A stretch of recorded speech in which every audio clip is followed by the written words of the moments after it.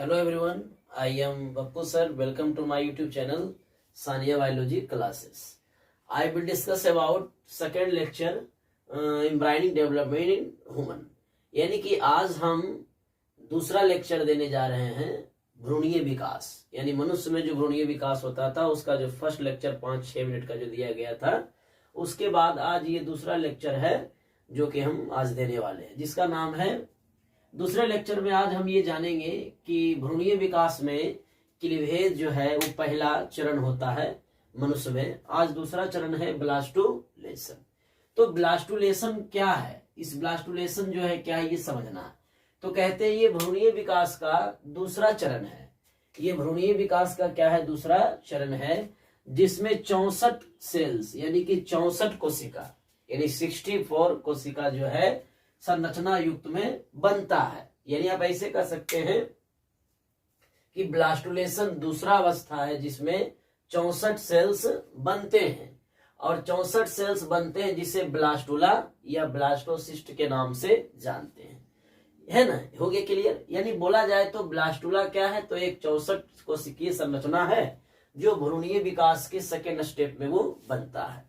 तो ये पूरे स्टेप में यानी जो जिस स्टेप में ब्लास्टुला बना उस स्टेप को हम लोग क्या कह देंगे, ब्लास्टुलेशन। ओके, कहते हैं ब्लास्टुला में बाहर की ओर जो पाया जाता है एक कोशिकीय स्तर होता है, सेल का स्तर पाया जाता है, उसको हम लोग ट्रोफोब्लास्ट कहते हैं। ओके, अब कहते हैं ब्लास्टुला में अंदर की ओर, ये बाहर था और ये क्या है अंदर।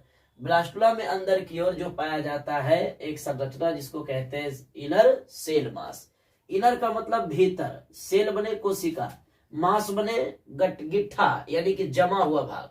यानी कोशिका जो है वो देखने में द्रव्यमान की तरह यानी जमा हुआ एक जगह रखा हुआ दिखाई देगा, इसलिए इसका नाम रखा है इनर सेल मास। इनर बने अंदर, सेल बने कोशिका, मास बने ग्रुप में जो मिलते हैं। ओके, अब कहते हैं ट्रोफोब्लास्ट और इनर सेल मास के बीच जो एक जगह पाया जाता है, खाली जगह, केविटी का मतलब होता है खाली जगह, उसको क्या बोलते हैं, ब्लास्टोसील कहा जाता है। ओके, अब कहते हैं ट्रोफोब्लास्ट और इनर सेल मास, ट्रोफोब्लास्ट और इनर सेल मास के कांटेक्ट में, है ना, कांटेक्ट में आता है जब ट्रोफोब्लास्ट इनर सेल मास के कांटेक्ट में यानी कि संपर्क में, यानी कांटेक्ट का मतलब आप ऐसे समझिएगा कि संपर्क में जब आता है तो इसे हम लोग क्या बोलते हैं, सेल्स ऑफ रॉबर कहते हैं। रॉबर यानी ये डाकू वाला अंग्रेजी नहीं है, ये रॉबर एक साइंटिस्ट है जिनके नाम पर रखा गया। यानी जब ट्रोफोब्लास्ट और इनर सेल मास दोनों एक दूसरे से चिपक जाते हैं तो चिपकने के कारण जो संरचनाएं बनती है पूरा, उसी का नाम है सेल्स ऑफ रॉबर। तो एग्जाम में ये आ सकता है क्वेश्चन कि ट्रोफोब्लास्ट और इनर सेल मास जब कांटेक्ट में आते हैं तो बने हुए संरचना क्या कहलाते हैं, तो इनर ये सेल्स ऑफ रॉबर कहलाते हैं। ये ऐसे पूछेगा कि सेल्स ऑफ रॉबर क्या है, तो ट्रोफोब्लास्ट और इनर सेल मास के संपर्क का संरचना है। ओके ओके, दूसरी बात कहते हैं कि इनर सेल मास एनिमल पोल से जुड़ा रहता है। सबसे बड़ा क्वेश्चन है कि इनर सेल मास किससे जुड़ा हुआ है, तो एनिमल पोल से जुड़ा हुआ है, और इसी एनिमल पोल को हम लोग क्या कहते हैं, एम्ब्रायोनिक पोल भी कहते हैं। यानी कि भ्रूणीय, आपको पता होना चाहिए कि ब्लास्टुलेशन हो या क्लीवेज हो या गेस्टुलेशन हो, है ना, या इम्प्लांटेशन हो, ये चार स्टेप जो आपको पढ़ाया गया है, ये चारों स्टेप में हमको एक ही चीज जानना है कि इन चारों स्टेप को खत्म होते ही स्त्रियों में भ्रूण क्या होगा, तैयार हो जाएगा। यानी कि भ्रूण तैयार होने के लिए ही या भ्रूण तैयार करने के लिए ही ये सारे स्टेप्स को पढ़ा जा रहा है। तो सबसे बड़ी बात ये है कि जब इनर सेल मास एनिमल पोल से जुड़ता है तो उसे भी एम्ब्रायोनिक पोल कहते हैं। क्यों, क्योंकि आगे चल के इम्ब्रियो बनेगा। जब आगे चल के इम्ब्रियो बनेगा तो हम लोग एम्ब्रायोनिक पोल भी इसके नाम से पुकार सकते हैं। एनिमल पोल को हम लोग क्या कह सकते हैं, एम्ब्रायोनिक पोल कह सकते हैं। यानी कि एनिमल पोल जब तक ले जायगोट में रहता है, जायगोट यानी कि ये जब तक ले जायगोट में एनिमल पोल रहेगा तो उसको एनिमल पोल ही कहेंगे। लेकिन जब जायगोट से जैसे ही भ्रूण बनेगा, इम्ब्रियो बनेगा, तब जाकर के ये इसका नाम चेंज हो जाएगा, मॉडिफाइड हो जाएगा, किसमें, एम्ब्रायोनिक पोल। आप ये नहीं समझिएगा कि एनिमल पोल अलग है और एम्ब्रायोनिक पोल अलग है, ऐसा नहीं। ये एनिमल पोल को ही हम लोग एम्ब्रायोनिक पोल कहेंगे, तुरंत नहीं। जब इम्ब्रियो बनेगा तब। Okay okay, just that is clear. Okay, कुछ डायग्राम है, यानी कि भ्रूणीय विकास की जो क्रिया होती है उसको स्टेप बाय स्टेप डायग्राम के द्वारा भी हम लोग फॉलो कर सकते हैं। तो कहते हैं फर्टिलाइजेशन होने के बाद जाइगोट बनता है। जाइगोट डिप्लॉयड स्टेज है ना, जाइगोट क्या डिप्लॉयड स्टेज होता है। जाइगोट बनने के बाद क्या होता है कि जाइगोट जैसे ही बना, फर्टिलाइजेशन के बाद जैसे ही जाइगोट बना तो इसमें लगातार समसूत्री विभाजन होगा 30 घंटे के बाद। आपको याद होनी चाहिए, सबसे इंपॉर्टेंट क्वेश्चन है नीट के लिए, ये एग्जाम में आता है, नीट और एम्स वाले स्टूडेंट के लिए बहुत ज्यादा इंपॉर्टेंट है। पूछा जाता है कि जाइगोट कब, जाइगोट जो है कितने समय में डिवीजन करता है, या जाइगोट में माइटोसिस कितने घंटे में होती है। तो निषेचन के बाद, पहले नहीं, निषेचन के बाद जो है जाइगोट में 30 घंटे के बाद ही माइटोसिस होती है। तब जाके 2 सेल्स बनते हैं। एक सेल से कितने बनते हैं? 2 सेल्स। ये 2 सेल्स को हम लोग क्या बोलते हैं? ब्लास्टोमेयर के नाम से भी जान सकते हैं। क्यों? क्योंकि ये पूरा स्ट्रक्चर बाद में ब्लास्टुला बनेगा। तो हम इस ब्लास्टुला की कोशिका को हम लोग पहले ही क्या कर देंगे? ब्लास्टोमेयर कर देंगे। ब्लास्टोमेयर एक नया नाम है, ऐसा मत समझिए, ये अलग नाम नहीं। ब्लास्टुला ही आगे चल के बनेगा, तब जाके भ्रूण बनेगा। तो ब्लास्टुला बन रहा है तो उसकी कोशिका का नाम उसी के नाम पर होगा, ब्लास्टोमेयर होगा। तो कहते हैं ब्लास्टोमेयर जो होता है वो क्या है? 2 सेल्स स्टेज में है यहां पर। अब कहते हैं कि ये 2 सेल्स स्टेज में 60 घंटे के बाद, 30 घंटे में तो ये 2 सेल्स बना, अब ये 60 घंटे के बाद बनाएगा 4 सेल्स स्टेज बनाएगा। अब 60 घंटे के बाद 4 सेल्स स्टेज बनाएगा, तो इन सभी को हम लोग ब्लास्टोमेयर ही कहेंगे। ओके, अब कहते हैं फिर 72 घंटे के बाद 8 सेल्स बनाएगा, फिर 16 सेल्स बनाएगा, फिर जाके 64 सेल्स बनाएगा। तो ऐसे करके ये प्रोसेस चलती रहेगी। ओके ओके, तो उसके बाद हम आगे इसके नेक्स्ट डायग्राम को हम डील करेंगे। देखिएगा, इन सारी चीजों को कॉपी में आप उतार लीजिएगा जो आपको बताया गया है, एक एक लाइन में उतार लीजिएगा।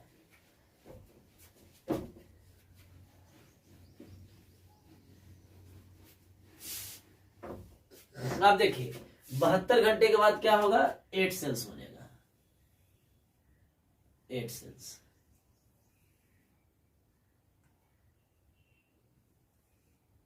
One cell, 2 cells, 3 cells, 4 cells, 5 cells, 6 cells, 7 sales,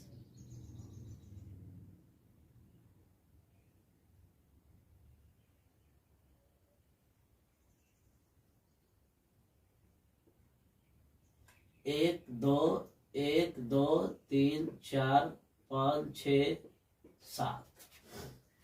एक और होंगे, उसको भी आप बना लीजिएगा ध्यान से।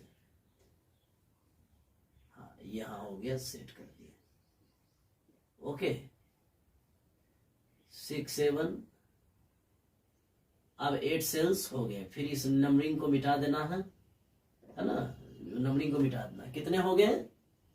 8 सेल्स हो गए, 8 सेल्स स्टेज हो गए। ओके, अब ये 8 सेल्स स्टेज में किसी प्रकार का आवर्स नहीं लिखना है। तो कहते हैं कि 4 सेल्स स्टेज जो होता है वो 72 घंटे के बाद बनता है। तो 72 घंटे के बाद 8 सेल्स स्टेज बने। एग्जाम में पूछा जाता है कि 30 घंटे में क्या बनता है? तो 2 सेल्स स्टेज। 60 घंटे में क्या बनता है? तो 4 सेल्स स्टेज। 72 घंटे में क्या बनता है? तो 8 सेल्स स्टेज बनता है। अब 8 सेल्स स्टेज को जो है कन्वर्ट करते, फिर इसमें माइटोसिस होगा, क्योंकि लगातार हो रहा माइटोसिस तेजी से। तो क्या करेगा? 16 सेल्स बनेंगे,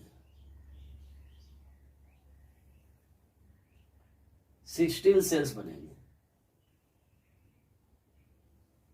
1 2 3 4 5 6 7 8 9 10 11 12 13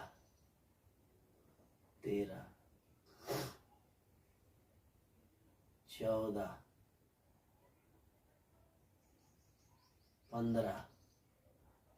15 16। यानी इसमें कितने सेल्स बन गए? 16 सेल्स बन गए। आप न्यूक्लियस रख करके गिन लीजिएगा,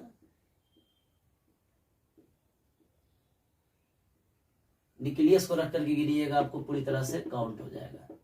तो इसमें कितने सेल्स हैं? 16 सेल्स हो गए। 16 सेल्स स्टेज हो गया ये। अब ये 16 सेल्स स्टेज जो है ये देखने में किस तरह लग रहा है? लिटिल मार्बेरी, यानी छोटा सा सहतूत के लीफ की तरह लग रहा है, इसलिए इसका एक बायोलॉजिकल नेम देते हैं। क्या देते हैं? मोरूला। यानी इसको क्या नाम देंगे हम लोग? मोरूला देंगे। Okay, morula. अब ये मोरूला क्या करेगा? बाद में कन्वर्ट हो जाएगा किसमें? जाके ब्लास्टुला में। चेक कर लीजिए, काफी आप बड़ा साइज बनाइएगा कॉपी में। ये बोर्ड के साइज के अनुसार हम बना रहे हैं, है ना, आपको बड़ा बनाना है।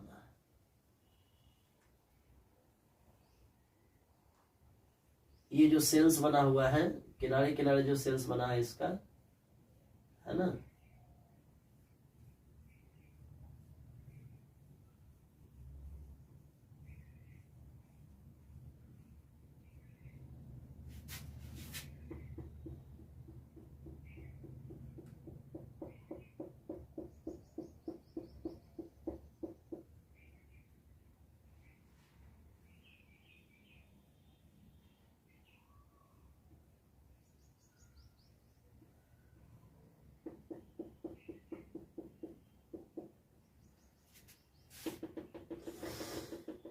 ये हो गया खाली जगह जो है, इसको बोलते हैं ब्लास्टोसील कहते हैं, जो एक कैविटी है।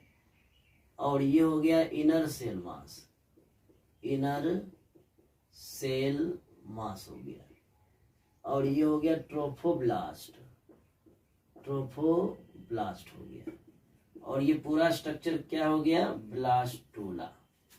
क्या हो गया? ब्लास्टूला हो गया। इसको मिटा देते हैं क्योंकि आपको समझने में अंडरस्टैंडिंग जो है थोड़ा सा कम ना हो, काफी क्लियरली रूप से आपको बताया जाएगा। यानी जितने भी लेक्चर्स आपको दिए जा रहे हैं ये सभी इजी है और बड़े बड़े एग्जाम में आपको बहुत ज्यादा काम करेगा, बिहार बोर्ड के अलावा और भी जितने भी बोर्ड है। तो कहते हैं अब जाके ब्लास्टुला बन चुका है। तो ब्लास्टुला बनने तक की क्रिया को हम लोग बोलते थे ब्लास्टुलेशन। ओके, तो भ्रूणीय विकास का पहला अवस्था क्लीवेज और दूसरा अवस्था ब्लास्टुलेशन कंप्लीट हो गया। अब बचा इम्प्लांटेशन और गैस्टुलेशन, वो आपको नेक्स्ट लेक्चर में दिया जाएगा। तो पहले इस डायग्राम को फिर से एक बार समझ लेते हैं।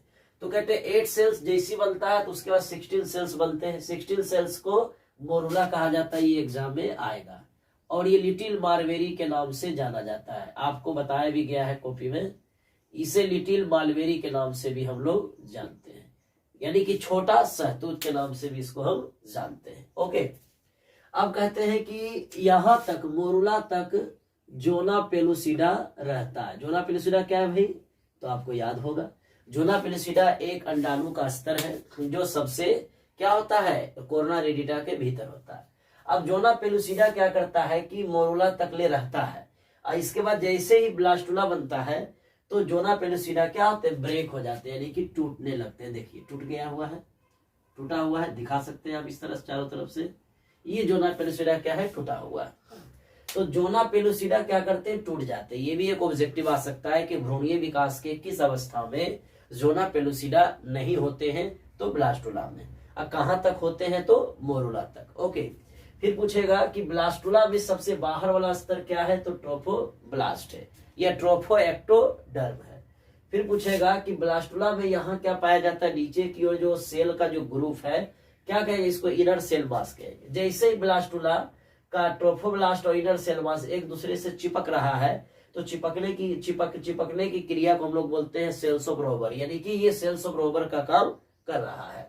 अब कहते हैं इनर सेल मास और ट्रोफोब्लास्ट के बीच में जो काफी गैपिंग आपको दिख रहा है वहां पर फ्लूइड भरे होते हैं। फ्लूइड यानी कि यही फ्लूइड जो यूटेरस से चिपकने में मदद करेगा, यानी कि ऐसे आपका ब्लास्टुला जब यूटेरस से यानी फीमेल के स्त्री के गर्भाशय से जब ब्लास्टुला चिपकना चाहता है तो उसको वहां लट्ठा का काम या चिपकने के लिए जो चिपचिपा पदार्थ होता है वो ब्लास्टोसील से ही आता है। अब ब्लास्टोसील में जो है कि एक खाली जगह है जहां पर बहुत सारे फ्लूइड भरे होते हैं और ये सारे फ्लूइड जो है माता के गर्भाशय से शिशु को आगे बढ़ने के लिए या ब्लास्टुला को माता के गर्भाशय से चिपकने में यही फ्लूइड क्या करता है? मदद करता है। ओके, तो आज के लिए इतना ही, फिर आपको नेक्स्ट लेक्चर में आपको बताया जाएगा। अभी तक मेरे चैनल को सब्सक्राइब और शेयर नहीं किए तो कृपया सब्सक्राइब और शेयर करें, और भी बहुत सारे वीडियो आपको यूट्यूब पर दिया जाएगा और आप उसे बारी बारी से देखें और कॉपी पे राइट डाउन करें। Okay and thank you.